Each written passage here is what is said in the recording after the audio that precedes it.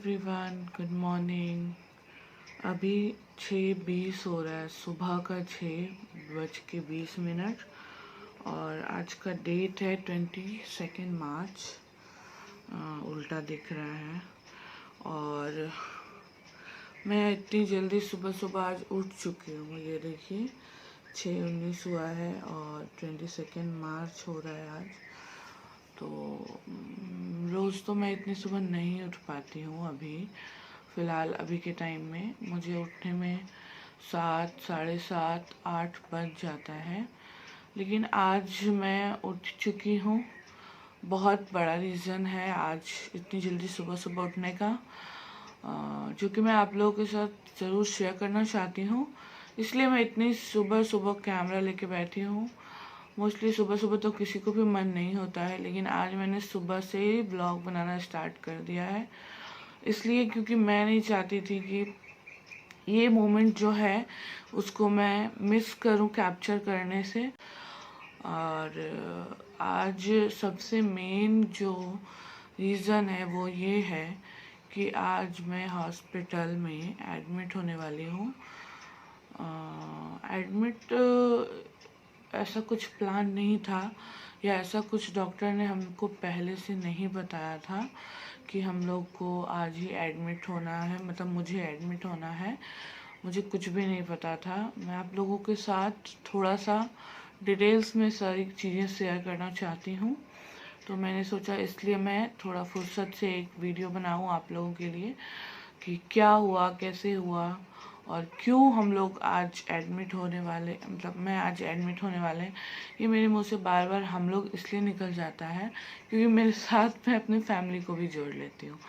तो मैं इसलिए आज एडमिट होने वाली हूँ क्योंकि मेरा जो 9 मंथ है, मैंने पहले भी कुछ वीडियोस में उतना ज़्यादा एक्सप्लेन करके नहीं बोला है, लेकिन कहा है कि मेरे 9 मंथ्स कंप्लीट होने वाले हैं। और 9 मंथ्स कंप्लीट होने के बाद बेबी नहीं अंदर पेट में नहीं रह सकता, ऑब्वियसली उसको बाहर आना है। तो 9 मंथ कंप्लीट होने में 1-2 दिन, आई थिंक 1 ही 2 दिन का फ़र्क है आगे पीछे, और उससे ज़्यादा ना कम कुछ नहीं है। मेरे हिसाब से तो कंप्लीट हो चुके हैं और डॉक्टर के हिसाब से भी कंप्लीट होने ही वाले हैं। तो इसलिए उन्होंने हमको ऐसा उन्होंने बोला था, हम लोग जो है 24 मार्च तक का जो हमारा जो सोनोग्राफी अल्ट्रासाउंड का डेट होता है उसमें 2 डेट्स आते हैं। एक तो एलएमपी के अनुसार होता है और एक गेस्टेशनल एज। एलएमपी जो आपका लास्ट पीरियड होता है और गेस्टेशनल एज जो बेबी के ग्रोथ होता है उसके हिसाब से। तो बेबी का जो ग्रोथ है उसके हिसाब से तो 9 मार्च को ही 9 मंथ कंप्लीट हो चुके हैं, लेकिन जो मेरा एलएमपी डेट है उसके हिसाब से 24 मार्च ड्यू डेट है। तो इसलिए डॉक्टर ने तब तक वेट करने का कहा था। लेकिन सडनली कुछ ऐसा हुआ, 1-2 चीज़ें कुछ ऐसी हुई जिसके कारण हमें ये अचानक से ये डिसीजन लेना पड़ा। तो मैं चाहती हूँ कि मैं आप लोगों को भी बताऊँ कि वो क्या बात है जिसकी वजह से हम लोग ये जो कदम है उठा रहे हैं। तो ऐसा कुछ मतलब प्लान नहीं था। जैसे कि होली हुई, होली हम लोगों ने सेलिब्रेट किया, सब कुछ अच्छे से चल रहा था। अभी भी सब कुछ अच्छा ही है, ऐसा कुछ चिंता करने वाली बात नहीं है। तो होली कंप्लीट हुई, होली सब कुछ हमने सेलिब्रेट किया और मैंने बताया भी था कि मुझे इतनी थकान हो रही है कि मुझे 2-4 दिन जाएंगे उस थकान को मिटाने में। लेकिन जब मतलब 18, 19, 20 तारीख तक, 18 को तो होली था, 19 को भी थोड़ी थकान थी तो मैं सो ही रही थी पूरे टाइम, मैंने कुछ भी नहीं किया। 20 को भी थोड़ा मोड़ा हल्का फल्का ही जो भी हो सकता था मैंने किया।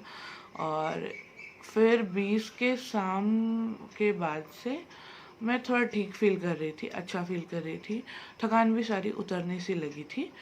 क्योंकि आप मतलब ऐसे सिचुएशन में जब बहुत ज़्यादा देर तक खड़े रहते हो या बहुत ज़्यादा देर तक कुछ वर्क करते हो, ऐसे तो सभी सजेस्ट करते हैं कि आपको पूरे 9 मंथ सब कुछ करना चाहिए, और मैंने पूरी कोशिश भी की कि मैं हर चीज़ करूं, मैं हरदम बैठी ना रहूं या सोई ना रहूं। हाँ, मैंने कुछ ऐसे मतलब लाइक बैठ के पोछा मारना ये सब नहीं किया, पर जो जनरल वर्क होता है वो सब मैंने किया। बिकॉज मुझे मेरे डॉक्टर ने ये सजेस्ट नहीं किया था कि आप बैठ के पोछा लगाओ या ऐसा कुछ भी नहीं, इसलिए मैंने ये सब नहीं किया। और नॉर्मल वर्क, नॉर्मल खड़े रह के काम करना, खाना वाना बनाना ये सब सब करती थी।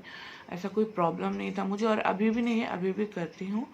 बट अब क्या है, लास्ट 9 मंथ एकदम लास्ट पहुंच चुका है।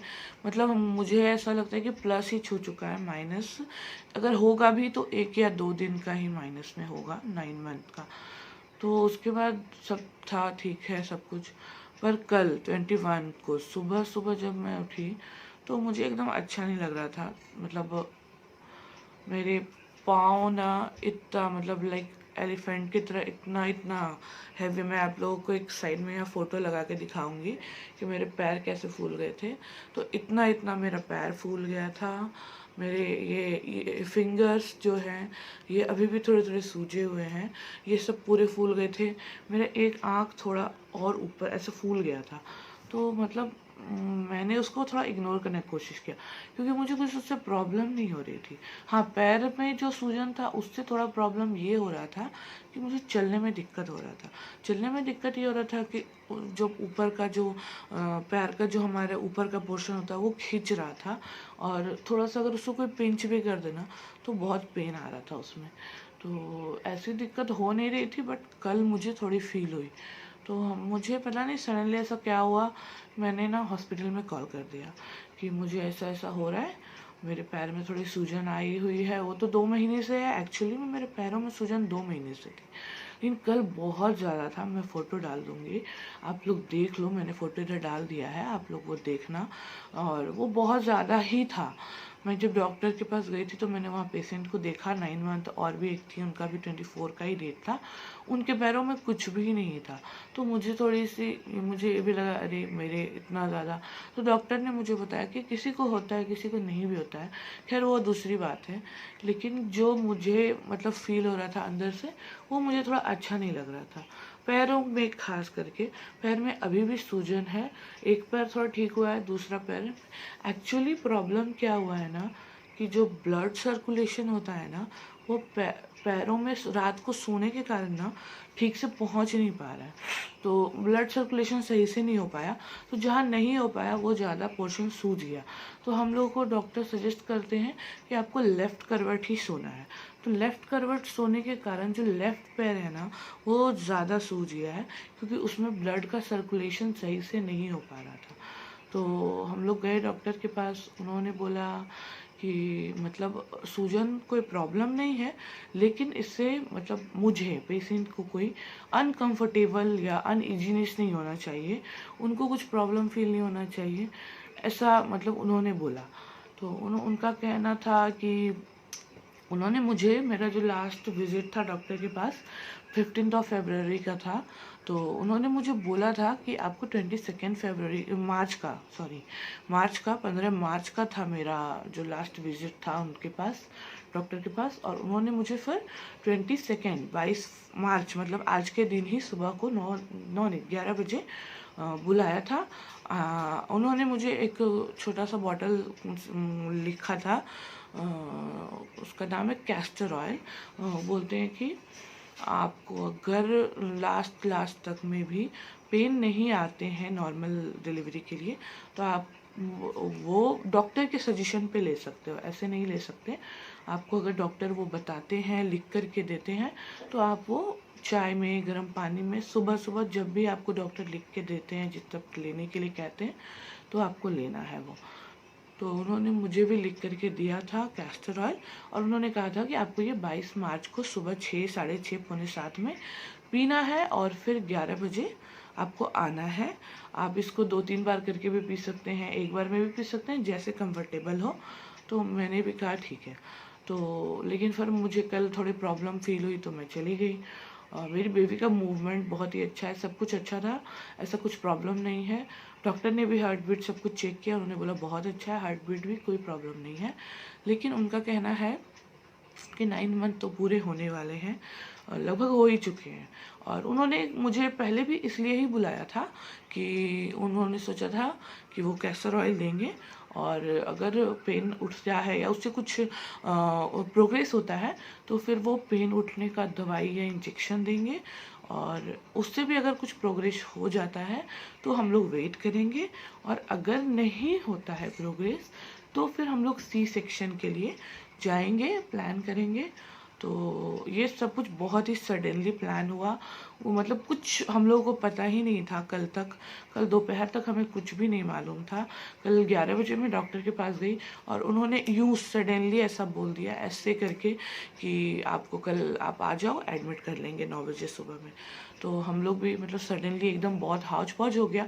कल तो मुझे दिन भर टाइम नहीं मिला कुछ भी, क्योंकि मैंने सारा पैकिंग तो कर लिया था, बट लास्ट लास्ट तक आपके दिमाग में सब कुछ चलता ही रहता है कि ये कर लो, वो कर लो, वो कर लो, ये करना है, वो करना है, ऐसा हो जाता है।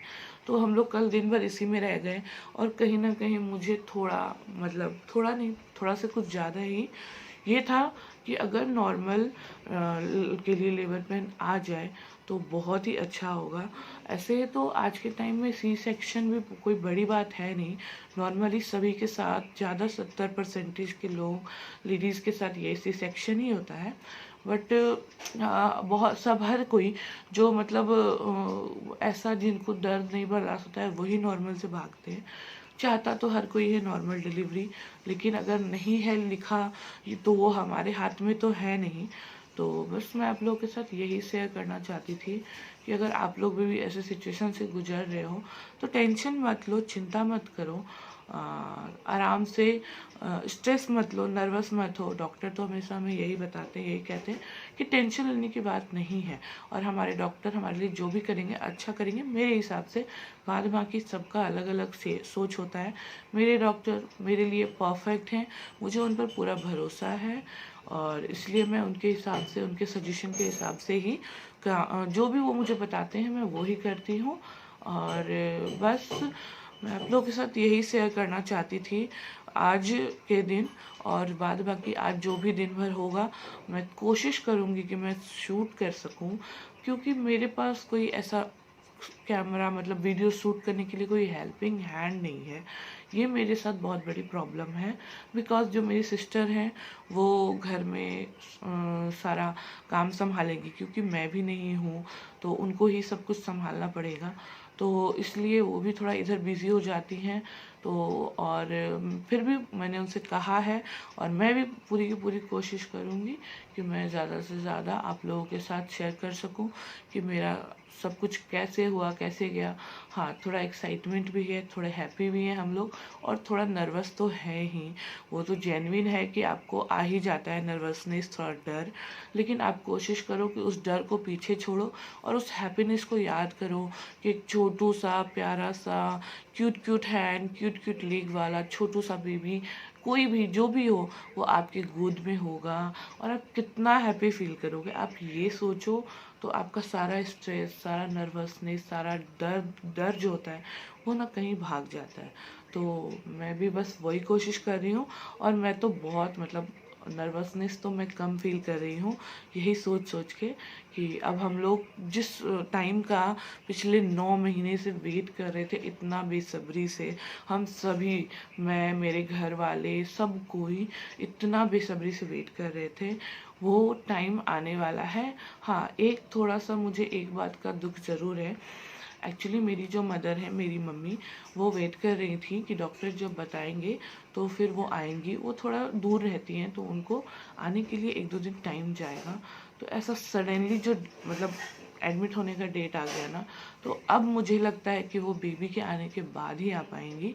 तो हम लोगों को थोड़ा इस बात का ये रहेगा कि जब बेबी आएगा तो बेबी की नानी माँ यहाँ नहीं है, बट कोई बात नहीं, जब वो आएंगे तो हम लोग खूब सारा कसर जो भी बच मतलब रह गया उनके नहीं होने का वो पूरा करेंगे, उनके साथ एंजॉय करेंगे। मैं आपको सबसे मिलवाऊंगी, कोशिश करूंगी कि मैं सबसे मिलवा सकूं आप लोगों को। और बस इसी के साथ मैं ये वीडियो समाप्त करती हूँ, क्योंकि आज थोड़ा सा मुझे तैयारी करना है और मुझे आप लोगों से बात करते करते ऑलरेडी सवा सात नहीं, 6:45 बज चुके हैं। और अंदर में कैस्ट्रॉल और चाय मेरा वेट कर रही है। तो चलिए मैं फिर आप लोगों के साथ नेक्स्ट व्लॉग में मिलती हूँ। Thank you.